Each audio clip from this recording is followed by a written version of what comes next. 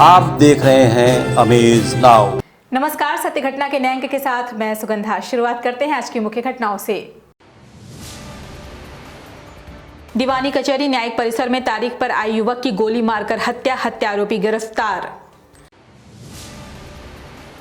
Corona के बढ़ते प्रभाव के मद्देनजर छात्रों ने परीक्षा तिथि बढ़ाने की मांग। शिक्षक पात्रता परीक्षा में शामिल होने वाले परीक्षार्थियों के लिए आगामी 23 जनवरी को सिटी बस सेवा होगी फ्री। गोरखपुर रेलवे पुलिस ने गुम हुए रेल यात्रियों के 77 अदद मोबाइल की बरामद, कीमत 8 लाख। और देवरिया जनपद में एक कार हादसे से वाहन चेकिंग के दौरान बरामद हुए 20 लाख रुपए। और अब सत्य घटना विस्तार। गोरखपुर जिले में एक दिल दहला देने वाली घटना सामने आई है। यहां दीवानी कचहरी गेट के बाहर एक दुष्कर्म के आरोपी युवक की गोली मारकर हत्या कर दी गई। मृतक युवक की पहचान बिहार के मुजफ्फरपुर स्थित विधिपुर गांव के रहने वाले दिलशाद हुसैन के रूप में हुई है। उस पर बढ़लगंज क्षेत्र की रहने वाली किशोरी से दुष्कर्म का आरोप था। इसी मामले में दिलशाद मुकदमे की तारीख देखने कचहरी आया था। आज दोपहर दीवानी कचहरी गेट पर पहुंचने के बाद उसने अपने अधिवक्ता को मिलने के लिए कचहरी गेट के बाहर बुलाया था। अधिवक्ता बाहर आते इसके पहले ही कचहरी गेट के बाहर स्थित वाहन स्टैंड के बगल में बदमाशों ने उसके सिर में सटाकर गोली मार दी। गोली मारकर भाग रहे बदमाश को लोगों ने पकड़ लिया। पुलिस उसे हिरासत में लेकर पूछताछ कर रही है। पुलिस का मानना है कि कम से कम 2 लोग इस वारदात में शामिल रहे होंगे। दिलशाद हुसैन दुष्कर्म और पास्को एक्ट में आरोपी था और जो इस समय जमानत पर बाहर था। दीवानी न्यायालय के अधिवक्ता मुकेश तिवारी ने बताया कि मृतक दिलशाद हुसैन पर कुछ वर्ष पूर्व से पास्को एक्ट मुकदमा कोर्ट नंबर 4 में चल रहा था। जो गोली मारे पुलिस वाले भाग गए।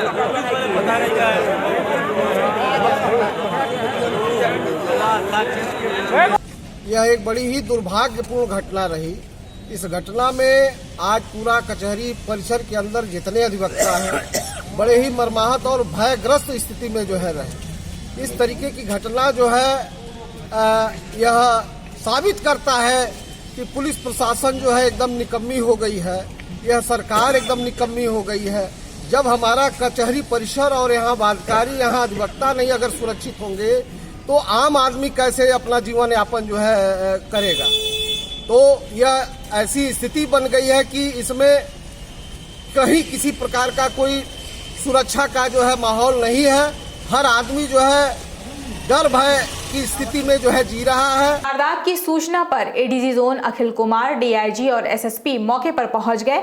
इस दौरान बड़ी संख्या में अधिवक्ता भी पहुंचकर पुलिस अधिकारियों के सामने कचहरी की सुरक्षा व्यवस्था पर गंभीर सवाल भी खड़ा किया। पुलिस के मुताबिक दुष्कर्म पीड़िता के पिता को हत्या के आरोप में पकड़ा गया है। कैंट थाने में उससे पूछताछ की जा रही है। उसके पास से घटना में प्रयुक्त पिस्टल भी बरामद कर ली गई है। तो गोली मार दी जिसमें कि जो घायल युवक है उसकी मृत्यु हो गई है। जो हमलावर है उसको पकड़ लिया गया है। पूछताछ में उसने बताया है कि इसकी हमलावर पक्ष की एक बच्ची को जो मृतक पक्ष है वो भगाकर ले गया था और उस मृतक के ऊपर मुकदमा दर्ज था पॉक्सो एक्ट में, जिसके तहत ये कोर्ट में इनका काम चल रहा था। इसी दौरान आज इनका पार्किंग में कुछ कहासुनी हुई जहाँ पर इसने गोली मार दी इसे। जो बाकी तथ्य हैं उसकी जांच की जा रही है। हमलावर को गिरफ्तार कर लिया है पुलिस ने और आगे मृतक का पोस्टमार्टम करवा के कार्रवाई की जा रही है। विधानसभा चुनाव के मद्देनजर गोरखपुर के एनएक्सी भवन में मास्टर ट्रेनरों का प्रशिक्षण आज दूसरे दिन भी जारी रहा। एनएक्सी भवन में चल रहे इस प्रशिक्षण कार्यक्रम में 138 मास्टर ट्रेनरों को ईवीएम और वीवीपैट को हैंडल करने का प्रशिक्षण दिया जा रहा है। प्रशिक्षण के पश्चात ये ट्रेनर अन्य प्रशिक्षुओं को ट्रेंड करेंगे। इस संबंध में जानकारी देते हुए प्रशिक्षण कार्यक्रम के प्रभारी ब्रिजेश यादव ने बताया कि इन ट्रेनरों को कोई समस्या ना हो, इसके लिए इन्हें ये बताया जा रहा है कि पोलिंग वाले दिन ईवीएम पर किस तरह से कार्य किया जाएगा।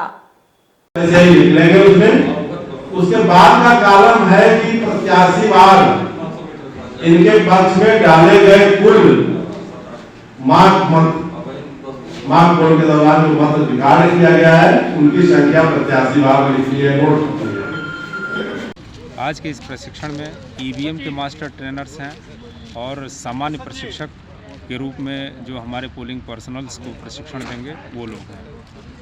आज के प्रशिक्षण में इन प्रशिक्षकों को, मास्टर ट्रेनर्स को हम लोग ईवीएम पर प्रशिक्षण हैंड्स ऑन करा रहे हैं। उनकी जो जिज्ञासाएं हैं उनका समाधान कराया जा रहा है। सामान्य जो प्रशिक्षण है, निर्वाचन की जो पद्धति है हमारी, निर्वाचन के दिन, पोल डे के दिन किन किन बारीकियों को, किन किन सावधानियों को बरता जाना है, आवश्यक प्रपत्रों के बारे में बताया जा रहा है। गोरखपुर में बढ़ते हुए कोरोना संक्रमण को देखते हुए आज गोरखपुर विश्वविद्यालय के छात्रों ने कुलपति को ज्ञापन सौंपकर परीक्षा की तिथि को आगे बढ़ाने की मांग की। प्रदर्शन का नेतृत्व एनएसयूआई के महानगर अध्यक्ष एवं छात्र नेता आदित्य शुक्ला ने किया। इस मौके पर छात्रों को कहना है कि कोरोना का संक्रमण दिन प्रतिदिन बढ़ता ही जा रहा है। ऐसे में परीक्षा कराने से छात्रों में संक्रमण का खतरा बना रहेगा। रद्द करो, घोषित परीक्षाओं को रद्द करो, रद्द करो, रद्द करो, घोषित परीक्षाओं को रद्द करो, रद्द करो, रद्द करो, कुलपति होश में आओ। आज हम लोगों ने कल से शुरू हो रही, प्रारंभ हो रही परीक्षाओं के संदर्भ में ज्ञापन दिया है। हम चाहते हैं परीक्षाएं वर्तमान परिदृश्य में रद्द होनी चाहिए, वर्तमान परिस्थितियों में परीक्षाएं नहीं होनी चाहिए। पीसीएस की परीक्षाएं रद्द हो गई बढ़ते कोरोना को लेकर के। लखनऊ विश्वविद्यालय ने परीक्षाएं रद्द कर दिया, लेकिन गोरखपुर विश्वविद्यालय ऐसा नहीं कर रहा है। अगर आप शिक्षा को बंद कर सकते हैं, आप विश्वविद्यालय की पढ़ाई रोक सकते हैं कि कोरोना बढ़ रहा है, तो आप परीक्षाओं को क्यों नहीं रद्द कर सकते हैं। गोरखपुर जनपद की कैंट पुलिस ने एक अदद तमंचा और 2 जिंदा कारतूस के साथ एक संदिग्ध युवक को गिरफ्तार करने में सफलता प्राप्त की है। पकड़े गए संदिग्ध युवक की पहचान गोरखनाथ थाना क्षेत्र के रहने वाले साहिब आलम के रूप में हुई है, जिसे कैंट पुलिस नंदानगर अंडरपास से गिरफ्तार कर आर्म्स एक्ट के तहत चालान कर जेल भेज दिया। एक नंदानगर रेलवे अंडरपास के पास से नाजायज असले के साथ व्यक्ति को गिरफ्तार किया दिनांक 1/22/2022 को 1:15 पर। इसमें मुकदमा अपराध संख्या 50/22 3/25 आर्म्स एक्ट पंजीकृत किया जा रहा है और व्यक्ति को गिरफ्तार करके जेल भेजा जा रहा है। आगे की विधिक कार्रवाई की जा रही है। सर, कोई आपराधिक इतिहास भी इसका पता चल पाया है? अभी आपराधिक इतिहास खंगाला जा रहा है और इसके पास से जो बरामदगी है वो 1 अदद पिस्टल है, 32 बोर और 2 अदद जिंदा कारतूस। राज नर्सिंग एंड पैरामेडिकल कॉलेज के सैकड़ों छात्र छात्राएं अपनी मांगों को लेकर आज महानगर के गोलघर में सड़क जाम कर धरने पर बैठ गए। प्रदर्शन कर रहे छात्रों की मांग है कि 3 वर्षों से दाखिला होने के बाद भी उनका ना तो एग्जाम कराया गया और ना ही अंक पत्र दिया गया। इस संदर्भ में छात्रों ने आरोप लगाते हुए कहा कि कई बार शिकायत के बावजूद भी जिला और पुलिस प्रशासन इन लोगों पर कार्रवाई नहीं कर रहा।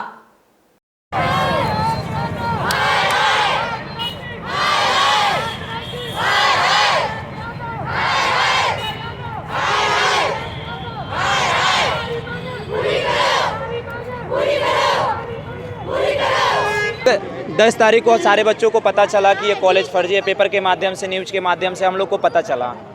हम लोग सारे बच्चे इकट्ठा होकर हम लोग डीएम के पास आए। डीएम से हम लोग सारी अपनी बातें रखी गई। डीएम ने कहा कि हफ्ते दिन के अंदर आपकी मांगें पूरी कर दी जाएगी और जो भी इलीगल और नॉन इलीगल है उस पर कार्रवाई की जाएगी।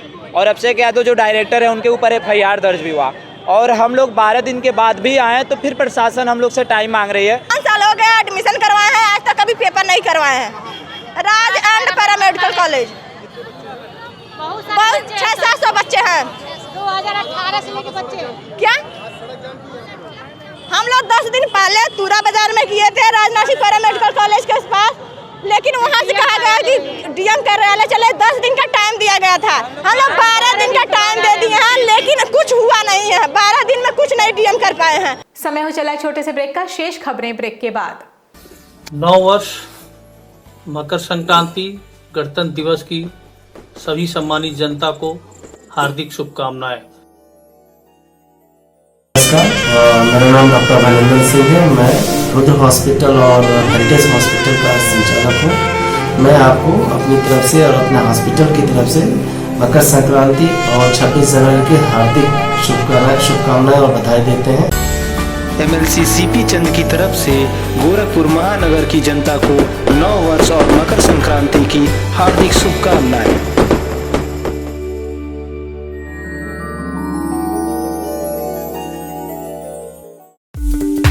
वेलकम टू जया शक्ति इंफ्राकॉन LLP। 5 अलग अलग साइट्स चल रहे हैं गोरखपुर और बस्ती जनपद में। हर प्रोजेक्ट पर पाएं कम दाम में प्लॉट या बनवाएं अपने सपनों का आशियाना। Ayush golf city, Sunauli road, Gorakhpur. Ayush residency, Karjaha, Gorakhpur. Ayush smart city, Sonbarsa, Gorakhpur. Ayush global city, Madapar, Gorakhpur.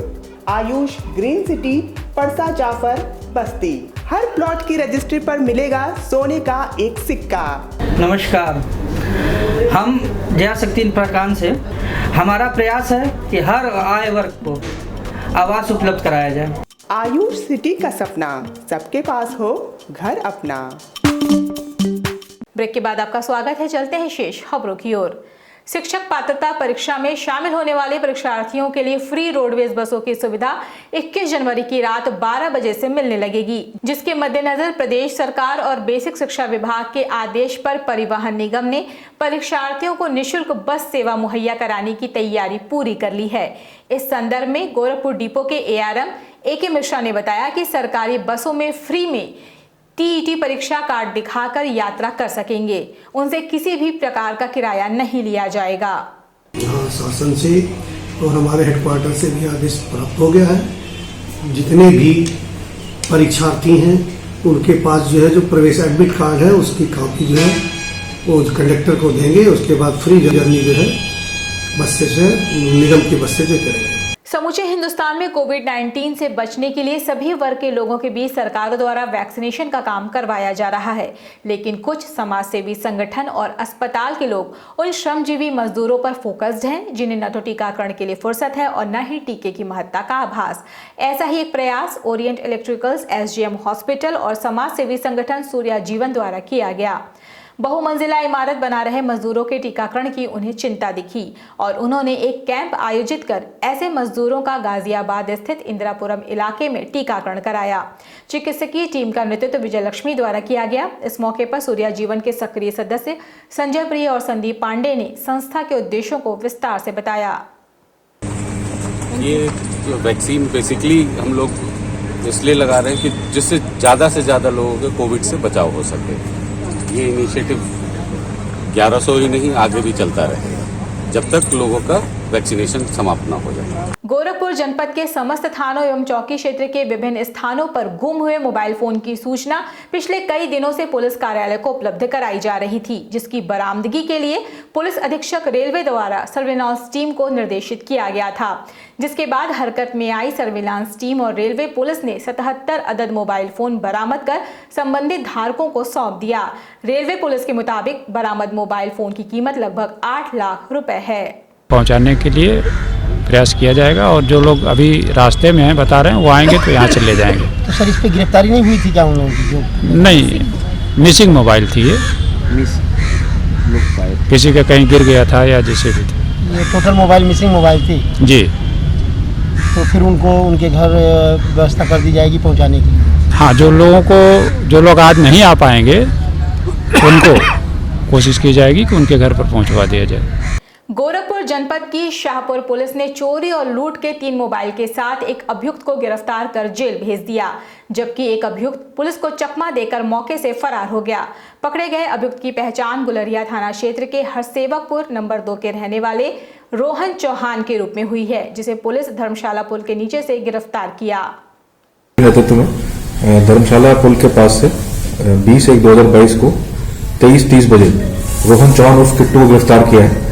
ये लूट की घटनाएं काफी कारित की हैं इसमें 5 मुकदमों का खुलासा हो रहा है। 27/22, 29/22, 12/22, 18/22 ये और इसके अतिरिक्त 435/21 भारत 392 का। और इसके पास से एक अदद लेनोवो, एक अदद सैमसंग मोबाइल, एक अदद MI मोबाइल और लूट में घटना में जो प्रयुक्त मोटरसाइकिल है HF डिलक्स ये बरामद की गई है। इसको गिरफ्तार करके जेल भेजा जा रहा है और आगे की विधिक कार्रवाई की जा रही है।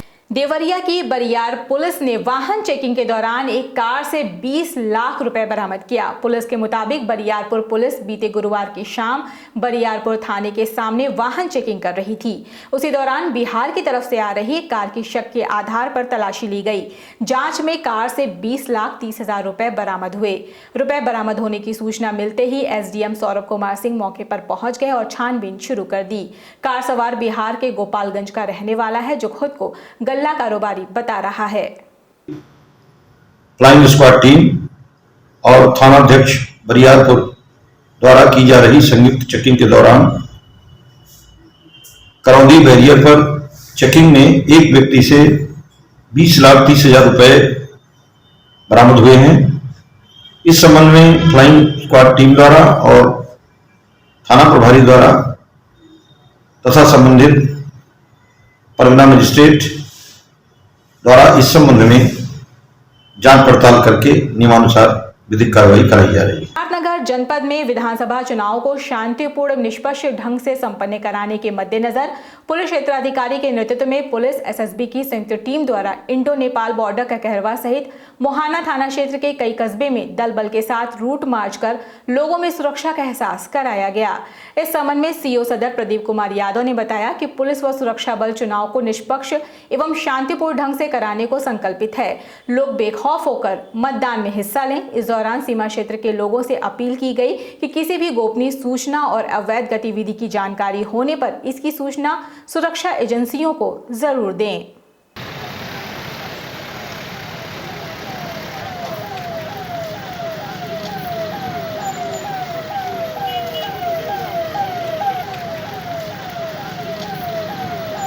सत्य घटना में ये थी अब तक की खबरें। तेज सटीक और ताज़ी घटनाओं को जानने के लिए जुड़े रहें अमेज नाउ के Facebook page, YouTube channel, web portal से। इस अंक में बस इतना ही। अगले अंक में आपसे फिर से होगी मुलाकात। तब तक के लिए हमें इजाजत दीजिए। नमस्कार।